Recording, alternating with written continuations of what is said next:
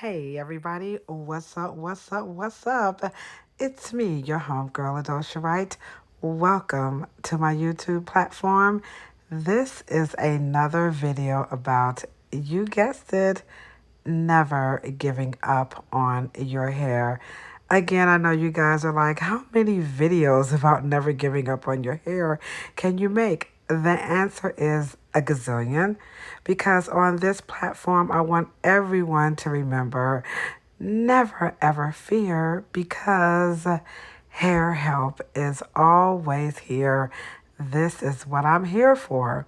Also, if you are new, or if you are returning to my YouTube platform, I just want you guys to remember this is a no hair shaming platform. So please be kind online. And also, October is Anti-Bullying Awareness Month. So remember, on this platform, this is where you can get some help. If you have any topics you want me to cover, just drop them in the comment section. Also, please like and subscribe. Hit the bell so you can know when Kilolo has uploaded a video.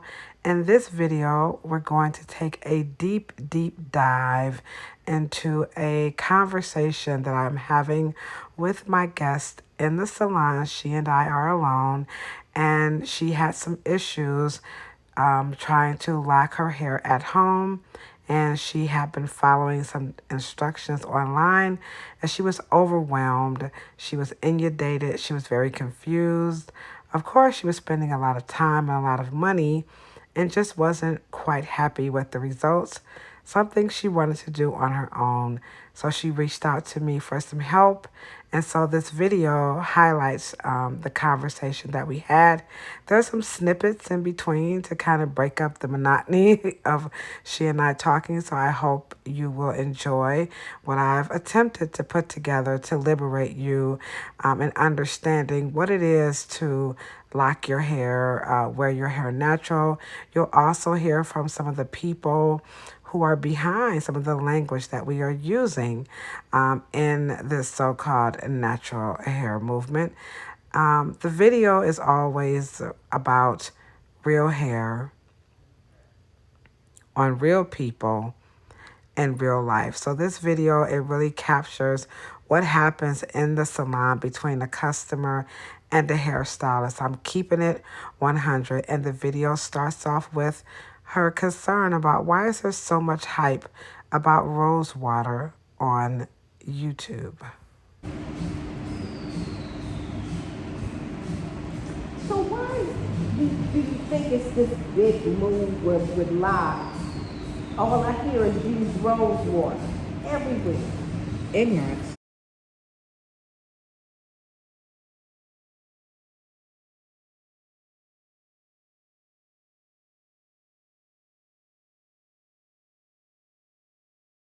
Because a lot of it is just people just making stuff up along the way.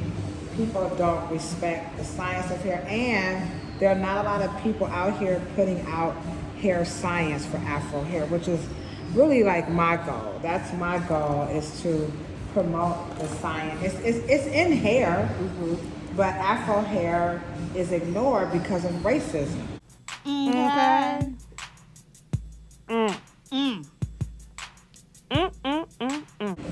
The classification of humans has led to all of this miseducation. And that classification came in the guise of the race theory. You know, the Mongoloid, Caucasoid, Negroid, you know, those theories, you know. That Carl von Linnaeus, everyone in the room, because we took him through high school biology. And I just want you to know that you should get concerned whenever you see someone dressed like him.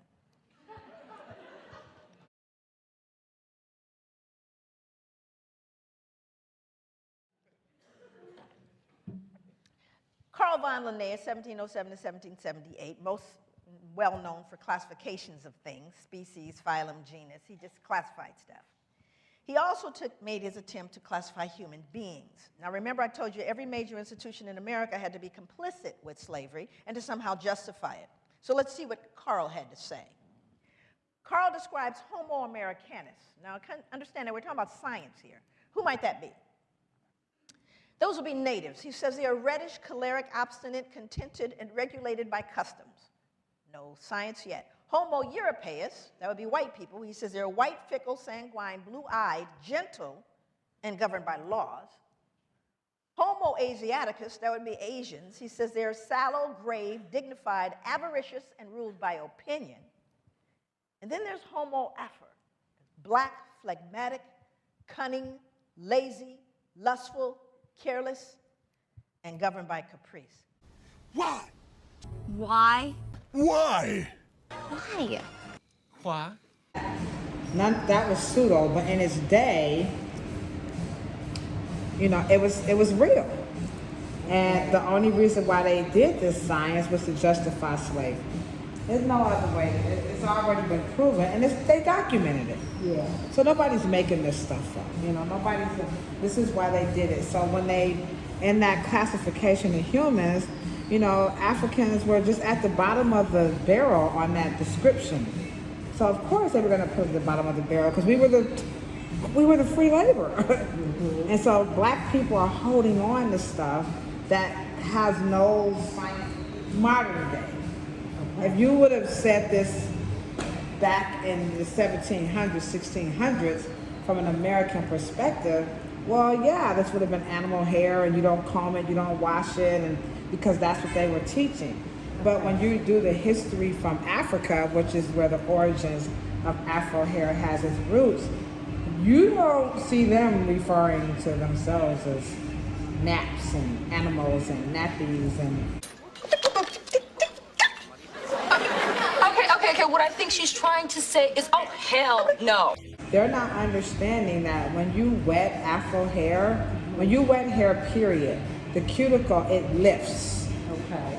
And if the pH isn't low enough to close it back down, it will stay open. So if you do the pH on rice water, it's going to be what? Neutral. Okay. So it's not going to do anything. Afro hair cannot be neutral. We need it to have a low pH. We need it to be acidic so it can be soft so that we can manipulate it without breaking it off. So rice water is not going to do that. It sounds, rose water, it sounds beautiful. Ooh, rose, who feel that rose petal? A rose petal and Afro texture hair has nothing in common. Hell no, to the no, no, no. Hell to the no, hell to the no. And so they don't respect the science of the pH, and nobody wants to talk about that because there's no money in it. It's boring. You can't take a picture of it. Oh, you mean litmus paper? Oh gosh, who wants a picture of litmus paper? You know, that's not sexy. It's not African centric. But it's the lack of that knowledge that's destroying our hair. It's the lack of the knowledge. And these people, they really mean well. They're very convincing, you know, but the social media, you know, it's about likes. It's about, you know, trying to be seen and convey your message. I mean, everybody's going to have their take on locked hair. You know, everybody's going to have their take on it. But it doesn't matter what your take is because the science is going to prevail. And the science says on Afro hair, which is typically very fine, what you're seeing that now, is very fragile hair. And you can't do things like spray water on it and style it. You know, no, you can't do that. So this is why I'm using the foaming pomade, because you want something that's going to soften it. And it's a low pH. It's not going to hold it stiff. And you could argue, well, we want to support black people. We don't want Paul Mitchell ain't never did nothing, you know, for black people. And yeah, that could be true. I don't know. I don't work for Paul Mitchell. They're not my favorite people either. But this is your hair. This is not a time to be politically correct. Not right now. Are there some other products that are probably just as good as Paul Mitchell at a fraction of the cost or supporting black businesses? Well, yeah. But I don't have access to them. I don't know what they are. I can't buy every single product in the market. But the science of the foaming pomade, it supports, you know, for Afro hair, you know. It's got a little slip to it. It has a low pH. We can prove that to you very easily, because we could just take, because we keep litmus paper here. See, what salon has litmus paper? Wow. You see what I'm saying? So litmus paper, it's boring. You got litmus paper and a damn hair salon. What the hell? That's not cool. So we're gonna put the, it's probably a little jaded test here because you're not supposed to touch it. But we'll just let this kind of transform right before the camera. And what will happen is we want to see this pH kind of go down. We don't want it to get higher and turn green. We don't want it to stay, at 7 either. We want it to kind of get just a little bit, softer. And it's got to just sit for a little bit here. So as it sits, and we can see it's kind of starting to see where it's at, like a little 7 a little bit. And we want it to kind of start to come down. We don't want it to go up and, get really high, because then that means it's alkaline. So that's not good. So we'll just let that sit there. So that's one of the challenges that, a lot of stylists, they don't do that. These quote unquote locticians and all, these are styling tones. And they help sell, because you want to go to somebody who, I don't want to go to a cosmetologist. I want to go to a loctician. You see what I'm saying? Yeah. Because the loctician, she knows more about locks. Well, that's a hairstyle. And I'm about to say, but locks is still hair. Yeah, it's still, it's still, and the science applies to locked hair. It applies to blonde hair. It applies to, whatever hair you want to call it, Russian hair, good hair, whatever. The science is very real. Wow. Wow. And so, but people don't want to use that science because it's not cool. It's not sexy. It's not Cardi B. What a who? Let's find out and see. Cardi B, you know where I'm at. You know where I be. But Cardi B's hairstylist, trust me, she's not using crappy products on her hair or the little girl's hair. And though she may not choose to say pH and all this stuff, because some of it, when you're an expert, it's innate. You know these things. You know how it's supposed to go down. You don't need any brownie points for it, because it's kind of like, well, who don't know that already? The afro hair being too brittle, because once it rubs up against the scalp, it's going to bruise it. And it's going to be tender, and it's going to be, you see this on a lot of locked hair where the scalp is real scaly and inflamed, and, it's pulled so tight. They're creating, these beautiful patterns, and, they're really tight. And they say something like, it looks tight, but it's really not that tight. I saw a thing, they said, oh, it's not tight. She just has it situated and it just looks tender. But if you see, the kid was smiling. The kid wasn't flinching, because the kid had normalized it. You see what I'm saying? It had been normalized, so it was nothing. You get whooped enough, it just doesn't hurt anymore. You see what I'm saying? But nobody wants to talk about that, because what are you trying to say? I'm not abusing my kid. Yeah, the follicles. We'll see in the long run how that hair looks as she ages. And to adopt your theory would suggest to them, I have it wrong and I need to be re-educated. Right. And they don't want to do that. Right. And so some people will take the lock and they'll just keep twisting it until they get that tight band. This is afro hair, and it responds to the climate. It's swelling. So as it swells in this tight form, this little knot here would rub, and then the hair starts thinning. And you're like, why are my locks starting to thin? Damn!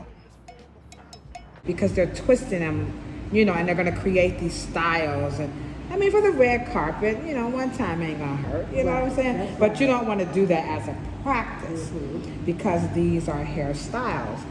Even when you look at lock pictures in antiquity. Now, we know. We see wonderful vignettes of ordinary people attending to each other's hair. braided in plaits. It's clear that the role of hairdresser was important in ancient Egyptian society. It's hard to tell whether this woman is attending to the grand princess's wig or her actual hair. But it's quite clear that various hairpins were used in presenting fashionable hairstyles. On the glyphs, they ain't gonna depict like what you're seeing here on this camera. It's not gonna do that, but they were depicting excellence. You don't see crooked parts. You don't see stressed hair. You see hair that was allowed to move and be depicted as much as it could in its natural state. So we didn't have cameras, but we do know that the ancients who were doing this type of hair, a lot of care went into it. You can even look at some glyphs where you see the little fingers that are like this, you know. They're being very delicate. You don't see a lot of this in the glyphs. A lot of it didn't take place. I'm not saying it didn't take place, but again, we're talking about depiction. But the history behind locks, the dreads, you know, the British who was afraid of, you know, the Jamaicans, you know, and they had to go into the mountains, and you know, you got all these narratives about the locks.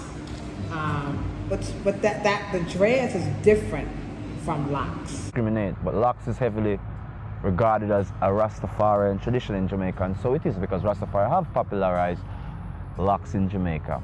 And some Rastas are offended that you have a class of maybe even, you know, Eurocentric Christians who are wearing locks. Because I know some people, when they watch my channel, you know, some Rastas, they don't like the Christian mindedness. Some Rastas, they love it, right? And some Christian people, they don't love it because it's too Rasta. But remember now, please don't know. This is my experience. Get with it, or, you know, get with your own. I don't know. And so people try to cross the history over. You're not supposed to do that because the dress is a culture. It's Rastafarian, it's Rastafari. They're not even doing this. Dreads ain't using no products, ain't no metal clips, ain't no, you know, modern. Yeah, they're definitely free. So, you know, locks is basically for anyone that chooses to wear locks, wear their hair like this. That the locks phenomenon is expanding. It's like we're going back to indigenous man. It's like we're going back to indigenous woman, indigenous self, that we can be like this. And remember, I'm trying to connect with my ancestors and the spirit as we're talking, right? And they're saying to me, because they want this point be known. So I'm just trying to be very patient in how I articulate it. They're saying to me to say to people who are like possibly judging people, they're saying, notice what I said about how my friends wanted me to grow my locks neat. The spirit is saying to me, especially in the modern society, that there are these fashion houses, what do you call them, salons, right?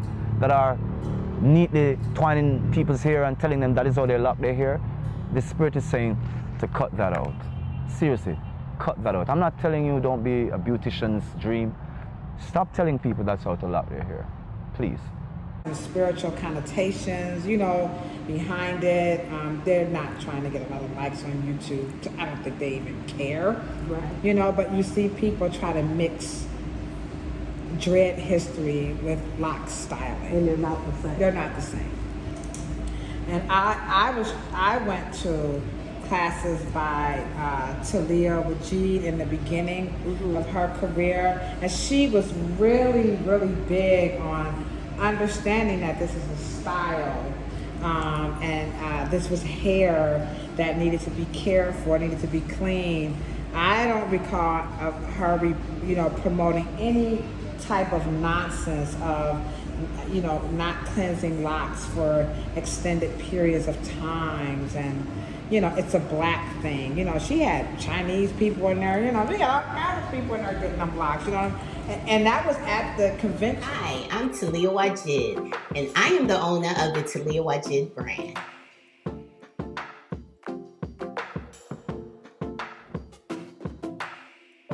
I love what I do. I create quality hair care products made with premium ingredients such as herbs, fruits, juices, butters, essential and carrier oils, and extracts. I create healthy hair care products that make having beautiful, healthy hair easy. And so now you touch your hair, just touch your hair. Feel the softness now. Yeah. Now feel your locks down here. You see how nice? And then like I said, I did use the Morrocco Method because it's a restorative, and it heals. And you could just feel that on the hair. And you could just, you could even see that, on the camera there, that's looking really, really, really good. So the rice water and all of some of these techniques, a lot of that is very gimmicky, and they're gonna defend it to the hilt. Oh yeah. But the problem with listening to that is that when you're giving education to the public, you want the education to be universal. So if you were going to use the rice water, what would have to happen is you're going to need a professional to assess, because the average person may not know pH. They may not know to test the rice water. They may not know what context of the hair being clean. A lot of scalps are not clean. Let's take you have a scalp condition. You see what I'm saying? Right. So that people might think it's not clean, when really, no, you have a scalp condition. So if you went to your dermatologist and say, I'm spraying rice water on my hair. No, you cannot do that with that skin condition, because you're gonna mess up the pH on the scalp, the skin, because now the water is making it neutral. And so as you go throughout your hygiene, washing, lotion, you're adjusting the pH from the soap to the water to the lotion, the perfume. All of that stuff is pH. And some of this stuff is going into the skin, some of it is not.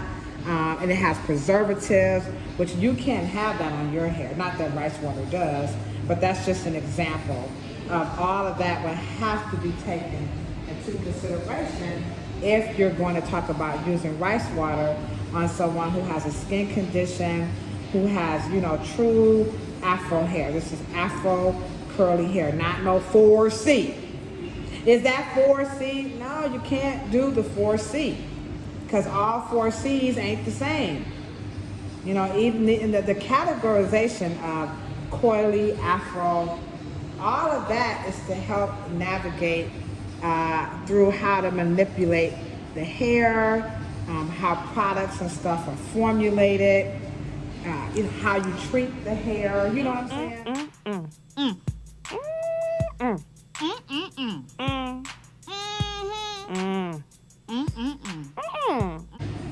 Whereas 4C, that classification, it's monetized.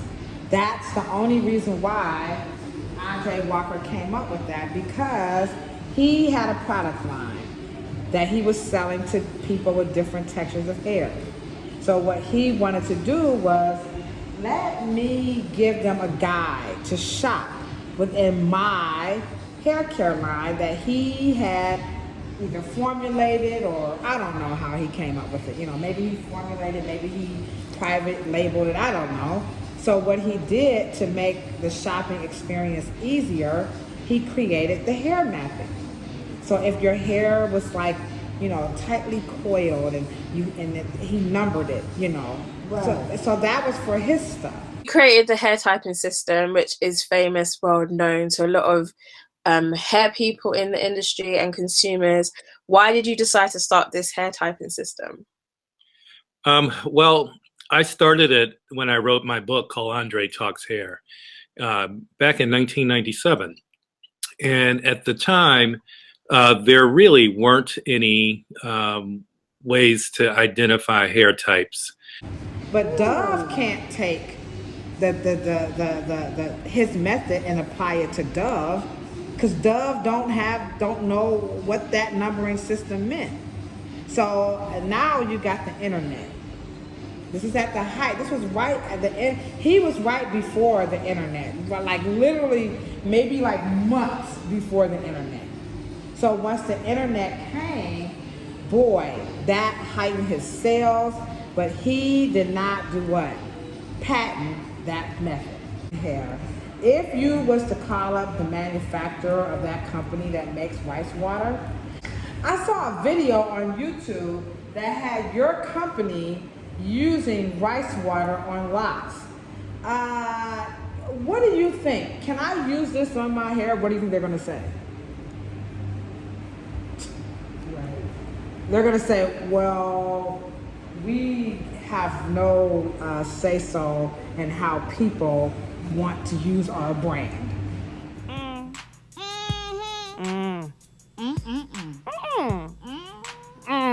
They're not gonna say yes, they're not gonna say no. You know, with all of the new stuff that's out there. So that's why a lot of companies they may contract with other companies. Let's take hair wax. So I'm sure Design Essential is definitely manufacturing their own. It's they've got this on lockdown. But you take another company, they're probably gonna hire. They're probably gonna buy some of Design Essentials wax and put their name on it. Like Redken does not make that. So Redken might say, well, for our ethnic hair care line or for our textured line, we need some edge control. You see this stuff on TikTok? Everybody's slaying edges and we don't have any. So how about we call up Cornell McBride, the owner of Design Essentials, and say, yo, Cornell, what do you think about us taking your name off and we put our name on it? It'll be our little secret. What do you think Cornell McBride is going to say? Right. Man, just send those labels. Just send over your graphic design. We'll charge you for that. It'll be our little secret. And that's just the beauty industry. And that's not a bad thing. It's actually for public safety because there's a standard on this stuff and you want to see it. And when you come across companies that are making new stuff and it's not tried, true, and trusted, it's going to show up on the hair. Ta-da! Ta-da! So we're good. I think we got some good information here. The next guest just walked in. If you guys like the video, don't forget to hit the thumbs up because we got it in on this conversation about rice water and locs. Love, peace, and hair grease.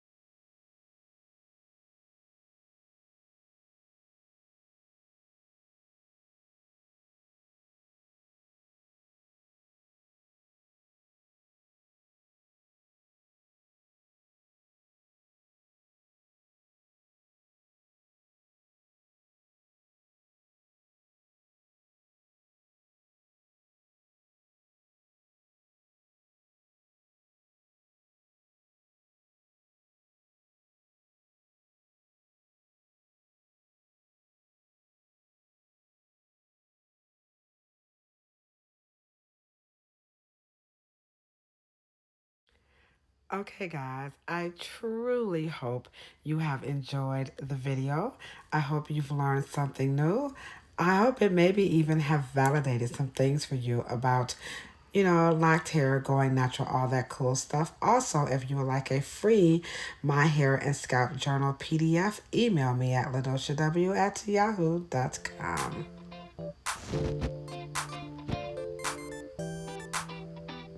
I know a lot about black hair, straight hair, curly hair, wavy hair, you name it, I'm a hair.